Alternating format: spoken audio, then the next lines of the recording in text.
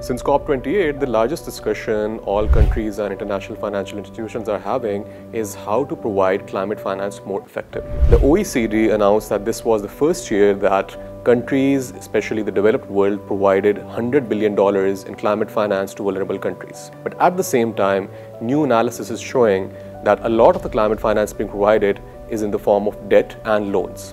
The Debt Justice Charity in the United States found out that countries at the highest risk of global heating were using 15.5% of government revenues to just pay off these loans. Similarly, wealthy nations have loaned out at least $18 billion at market-based interest rates, with Japan, France, and Germany leading among these countries. Wealthy nations have loaned out at least $18 billion.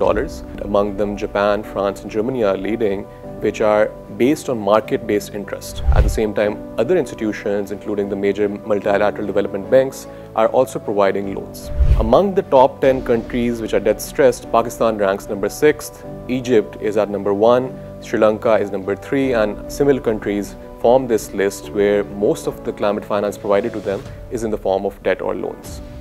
Another issue is a lot of these countries reclassifying the debt that they've already given to stressed countries, to war-torn countries as climate finance. Analysis of UK government reports has pointed out that nearly £500 million worth of loans already given to war-torn countries has been reclassified as climate finance. So a lot of this debate is now going to focus on how are these countries managing finance. Is the volume actually touching $100 billion worth of climate finance, or has it been reclassification or market-based interest loans, and really not the point of helping vulnerable countries as framed by the UNFCCC?